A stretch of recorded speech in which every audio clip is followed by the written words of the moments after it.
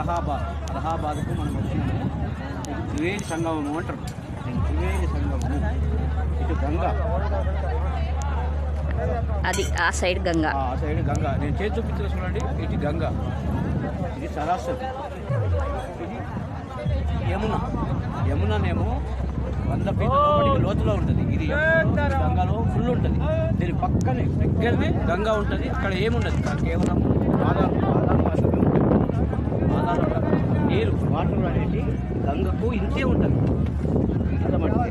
Just కొంచెం జరగగానే ఇందులో 50 ఫీట్లు అంటే ఒక 100 తాళ్ళు, తాడి చెట్లు 100 తాడి చెట్లు పడితే ఎంత లోతు అవుతుందో అంత లోతు ఇక్కడనే ఉంటుంది. పక్కకి తక్కువ ఉంటుంది, ఇక్కడ. దీని యొక్క స్పెషల్ అది. సరస్వతి అక్కడి నుంచి వస్తుంది, అక్కడి నుంచి గంగ వస్తుంది. ఈ 3 కలిపి అటు వెళ్తాయి, కాశీకి పోతాయి.